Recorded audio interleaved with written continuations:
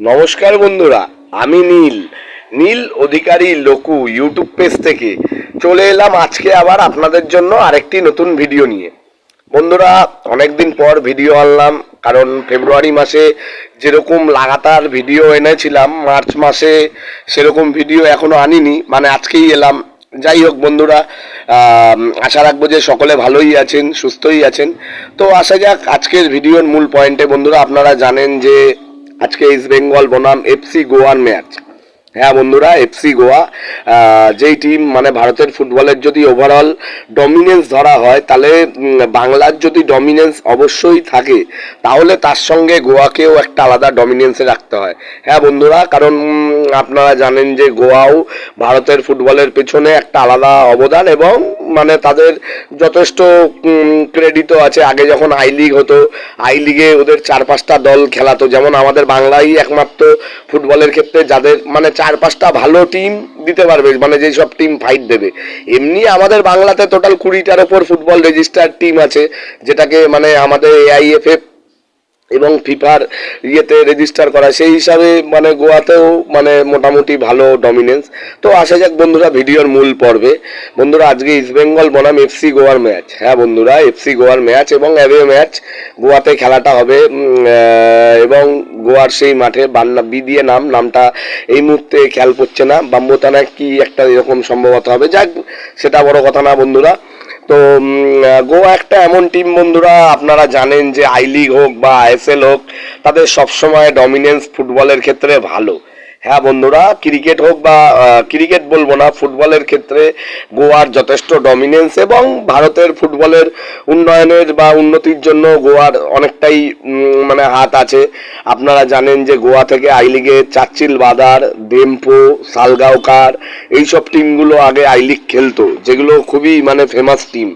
সালগারকাও, Churchill, Dempo, যার মধ্যে ডেম্পো ছিল সবচেয়ে মানে চ্যাম্পিয়নের রেসের দল, আর চার্চিল বাদার ছিল মোটামুটি প্রত্যেকটা টুর্নামেন্টে, মানে এটা আই লিগের হিসাব বলছি। তো আই লিগ তো এখন মানে হয়, আমরা অনেকেই দেখি না, যেহেতু ISL হয়ে গেছে গ্লোবাল লিগ। তো ISL এ ওরা এফসি গোয়া টিমটাকেই খেলায়, যেটার মালিক সম্ভবত আমাদের বিরাট কোহলি, মানে হ্যাঁ বিরাট কোহলি গোয়ার মালিক। এবং একটা সময় যখন ইস্ট বেঙ্গল ISL এ ছিল না, তখন গোয়া টিমটাকেই সাপোর্ট করতাম। তো বন্ধুরা, সেগুলো তো গেল তখনের কথা।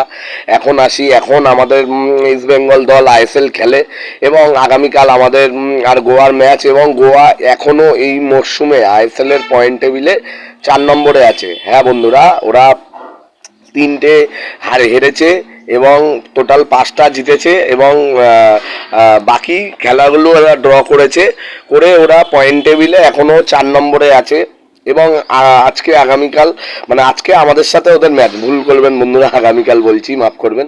আজকে ওদের সাথে মানে আমাদের ম্যাচ। তো আমরা যদি ইস্ট বেঙ্গল জিতি, এখনও আমাদের দলের অনেকটা সুযোগ সুবিধা হবে প্লে অফের ক্ষেত্রে। কারণ আপনারা আগের দিন দেখেছেন যে চেন্নাই দুর্দান্তভাবে ইসেকে হারিয়ে দিয়ে মোটামুটি মানে ISL এর যে মঞ্চটা, এটা জমিয়ে দিয়েছে। কারণ ISL এর 6 নম্বর দল কে হবে এখনো কেউ জানে না। হ্যাঁ বন্ধুরা, 1 নম্বর দল 1 নম্বর দলও যেমন এখনো কেউ জানে না।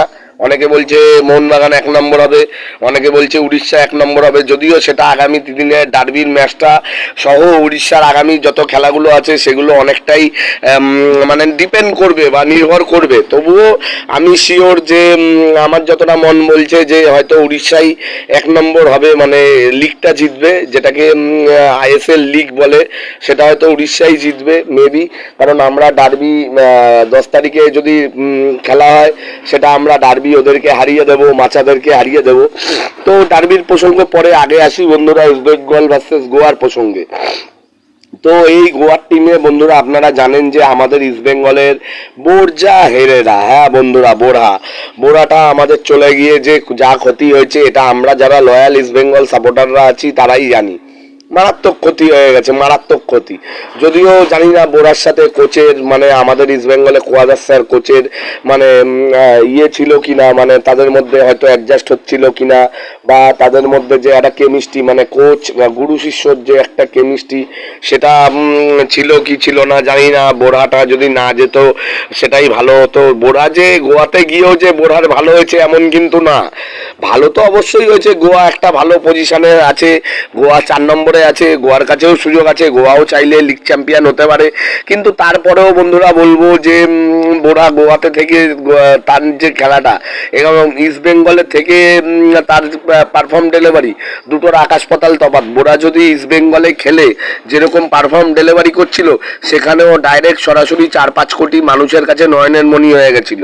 যারা আমরা লাল হলুদ জার্সিটাকে সর্বস্ব দিই বা সর্বস্ব মনে করি, সেই লাল হলুদ সমর্থকদের কাছে বোরা নয়নের মণি হয়ে গেছিল।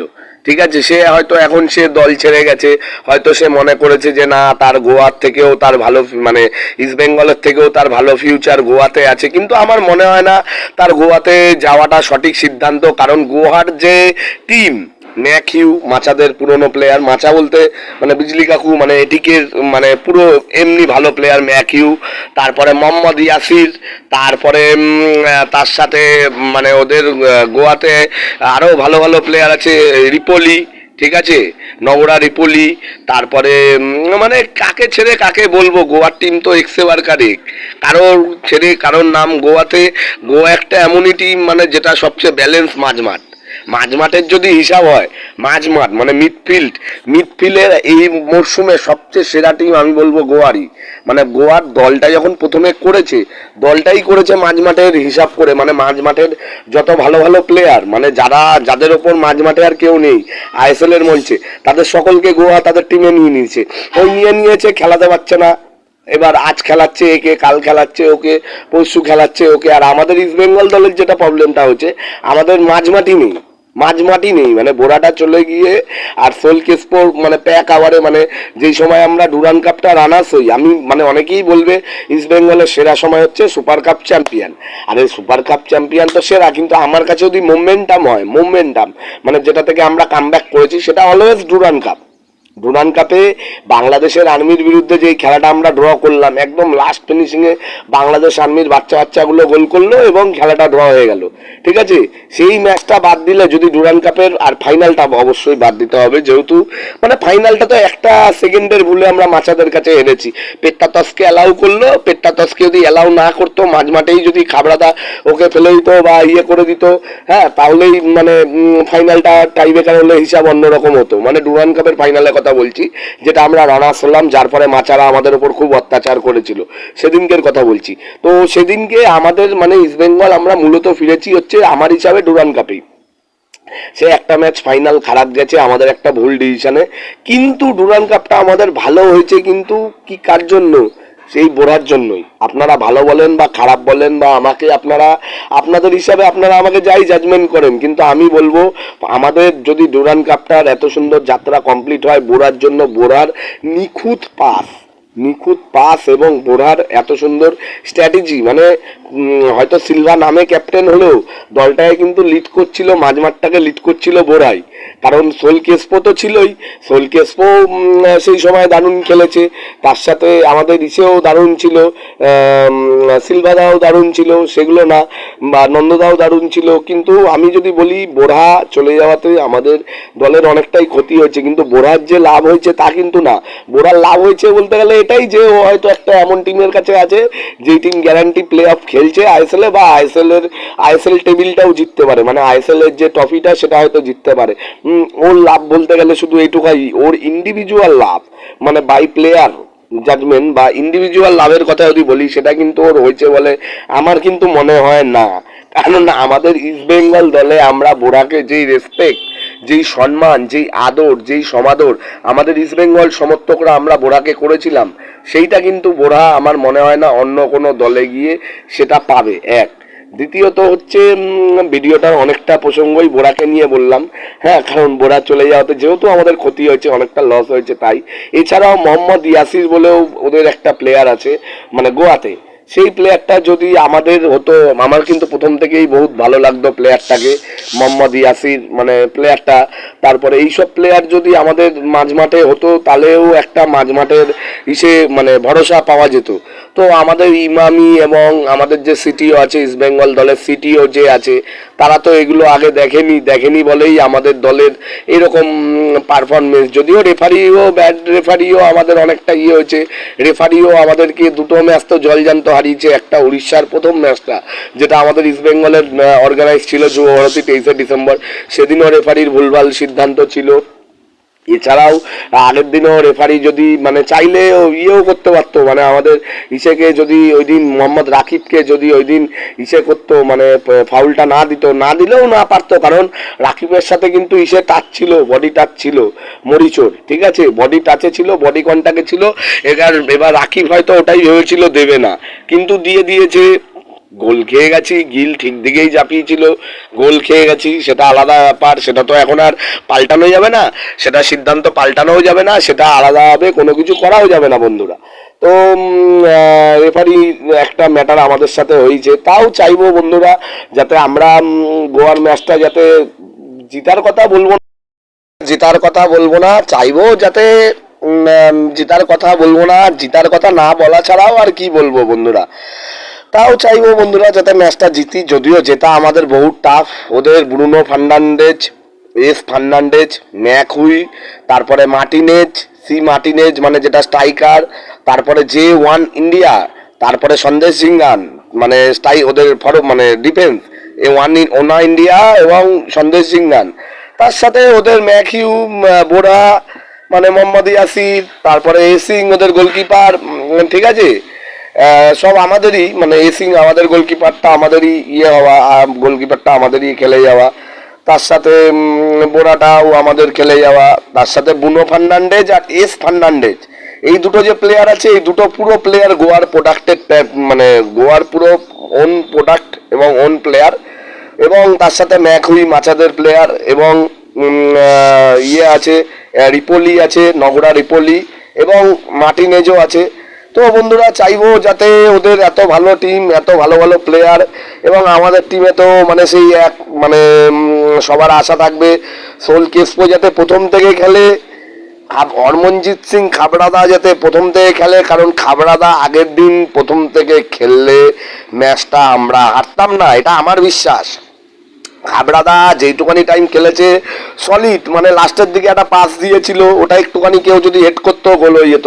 তো খাবড়াদা ছিল না, খাবড়াদার জায়গায় আগের দিন ছিল, হ্যাঁ, সেটা খুবই বাজে। এবং নুঙ্গা বলে যে প্লেয়ারটা আছে, ও তো আগের দিন আমাদের দারুণ খেলেছে, নুঙ্গা, নিশু কুমার, হ্যাঁ, ইজাজি মায়ের প্যান্টিকের থেকে, মানে প্যান্টিক ভালো খেলেছে দিন, প্যান্টিক, তারপরে এইসব প্লেয়ারগুলো ডার্বি বড় ম্যাচে দরকার। কিন্তু চাইবো কালকে যাতে প্রথম থেকে খাবড়াদা থাকে এবং মোহাম্মদ রাকিব না থাকে, হিজাজি মাহের থাকবে, কারণ হিজাজি মাহের কাঠ সমস্যা নেই, মাহেরও থাকবে এবং আলেকজান্ডার প্যান্টিকও থাকবে। তো দেখা যাক বন্ধুরা, ওভারঅল আমাদের টিমে তো সোল কেসপোরও থাকার কথা, এবং স্ট্রাইকারে সিলভাদা এবং নন্দ দুজনেরই থাকবে গোয়ার বিরুদ্ধে। তো দেখা যাক বন্ধুরা, চাইবো কি হয় আজকে রাতে খেলা, জানি না কি হবে, কিন্তু জয় তো চাইবই। যদিও জয় চাওয়া ছাড়া আমাদের এখন আর কোনো অপশানও নেই।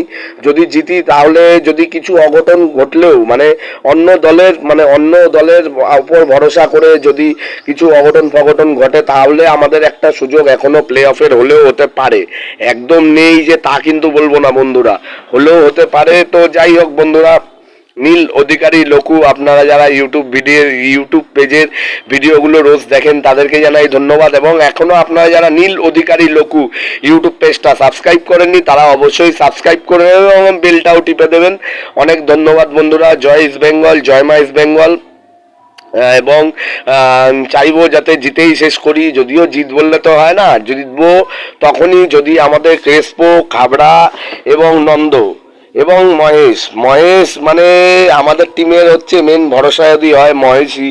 হ্যাঁ, মানে ইন্ডিয়ান প্লেয়ারদের মধ্যে কিন্তু যেরকম সবাই আমরা মহেশের ওপর ভরসা করেছি বা বিশ্বাস রেখেছি, সেই পারফর্ম মহেশ ডেলিভারি দিতে পারেনি যতটা ডেলিভারি অন্যান্য টিমের নাঙ্গুরা ডাপলি, তারপরে বুনো ফার্নান্ডেজ, তারপরে ওই দিক দিয়ে যে অনা ইন্ডিয়া, হ্যাঁ মানে গোয়ার হয়ে, তারপরে মোহাম্মদ ইয়াসির, হ্যাঁ হ্যাঁ এরা যারা দিয়েছে তারা কিন্তু মহেশ দিতে পারেনি। বা বোরাও যতটা আমাদের ইস্ট বেঙ্গলের হয়ে ডেলিভারি দিয়েছিল সেই ডেলিভারিটা কিন্তু মহেশ দিতে পারেনি। চাইবো মহেশ যাতে আমাদের একটু ভালো পারফর্ম ডেলিভারি দেয়। আর আরেকটা জিনিসও অনুরোধ রাখবো বোরার কাছে, যদি কোচের সাথে কুয়াদার স্যারের সাথে সব ঠিকঠাক থাকে, বোরাদা পারলে আমাদের টিমে পরের মরশুমে মানে পরের আইএসএল এর মরশুমের জন্য আগাম অনুরোধ রাখছি। বোরাদা তোমাকে আমরা অনেক ভালোবাসি বাঙাল ইস্ট বেঙ্গল সমর্থকরা, এটা সম্পূর্ণ ব্যক্তিগত নীল অধিকারী লোকু ইউটিউব পেজের পক্ষ থেকে বোরাদাকে বলছি, বোরাদা আমাদের মানে বিপদের ত্রাতা হচ্ছে তুমি, তোমাকে আমরা যথেষ্ট ভালোবাসি। যদি সম্ভব হয়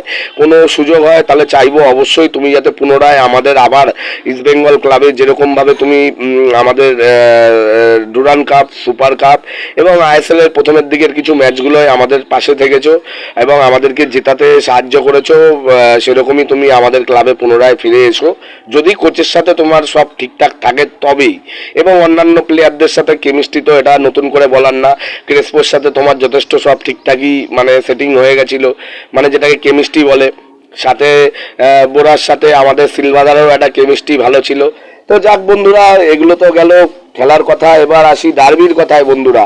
হ্যাঁ বন্ধুরা, এবার এলাম ডার্বির কথায়। শোনা যাচ্ছে যে সেদিনকে 10 তারিখে যে ব্রিগেড সমাবেশ, মানে আমাদের রাজ্য সরকার মাননীয় মুখ্যমন্ত্রী মমতা দিদির দল তৃণমূল কংগ্রেস পার্টির ব্রিগেড সমাবেশ আছে, এবং ব্রিগেড সমাবেশ পুলিশ করে যদি রাত্রি 9টার পরে হয় তাহলে নাকি ডার্বিটা যুবভারতীতে হলেও হতে পারে। তো চাইবো বন্ধুরা ম্যাচটা যাতে অন্য কোথাও না সরুক, সেদিনকে রাত্রি 9টার কথা বলবো না, কারণ ডার্বি মানে একটা আলাদা উত্তেজনা এবং একটা আলাদা মানে ল অ্যান্ড অর্ডার পুলিশের একটা ম্যাটার থাকেই। কারণ আমরা যদি জিতি কোনো ব্যাপার না, আমরা হারলে আমাদের ওপর প্রচুর পরিমাণে অত্যাচার করে মাচারা মোহনবাগানিরা ওই নির্দিষ্ট একটা কাদাপাড়াতে, যেহেতু সেখানে ওদের সব সমর্থক বেশি।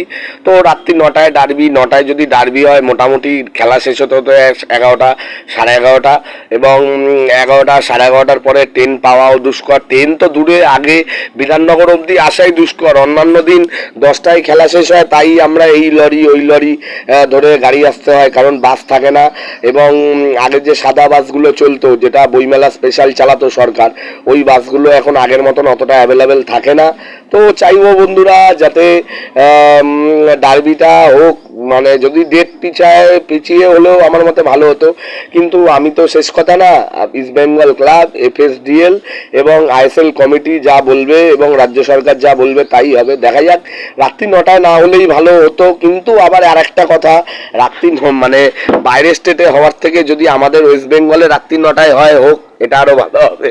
দুই রকম কথাই বলে দিলাম বন্ধুরা। হ্যাঁ, যদি আমাদের ওয়েস্ট বেঙ্গলে খেলাটা হয় তাহলে রাত্রি 9টায় হলেও হোক, কিন্তু খেলাটা যদি আবার বাইরের স্টেটে চলে যায় অনেক ছেলেপেলেদের অনেক টাকা খরচা বেড়ে যাবে এবং অন্য স্টেটের ইনকাম বাড়বে। এতে আমাদের কোনো আখেরের লাভ হবে না।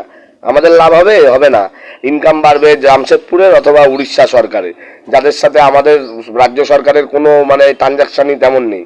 তারা আমাদের পশ্চিমবঙ্গ সরকারকে সেরকম সুবিধা অসুবিধার পাশে কোনো সময় থাকে না, বরং উল্টো আমাদের বাঙালিদের হ্যারাস করে। ঝাড়খণ্ড পুলিশ জামশেদপুরেও হ্যারাস করেছে, উড়িষ্যা পুলিশও হ্যারাস করেছে, আমাদের ইস্ট বেঙ্গল সমর্থকদের তো করেইছে, আর এখানে মাচারাও হ্যারাস করে। যাক বন্ধুরা, ওভারঅল বেশি কথা আর বাড়াবো না।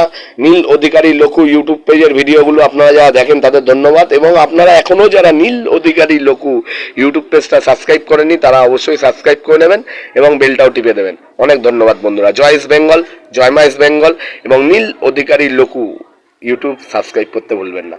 অনেক ধন্যবাদ বন্ধুরা। জয় ইস্ট বেঙ্গল। চাইবো গোয়ার ম্যাচটা যাতে জিতি, এবং প্রেডিকশনের কথা যদি বলি, গোয়া জিতছে 2-1। এবার এটা ইস্ট বেঙ্গলও 1-0 জিতলেও জিততে পারে যদি আমরা ভালো পারফর্ম দিই। আগের দিন যে আমরা খারাপ খেলেছি উড়িষ্যার সাথে তা কিন্তু না, উড়িষ্যার সাথে আমরা আগুন খেলেছি, যথেষ্ট ভালোই খেলেছি, হেরে গেছি, কপালে হেরে গেছি। তবে আগামীকাল চাইলেও আমরা জিতে মাঠ ছাড়তে পারি গোয়ার মাঠে। জয় ইস্ট বেঙ্গল, এবং নীল অধিকারী লঘু ইউটিউবটা অবশ্যই সাবস্ক্রাইব করে নেবেন। অনেক ধন্যবাদ বন্ধুরা।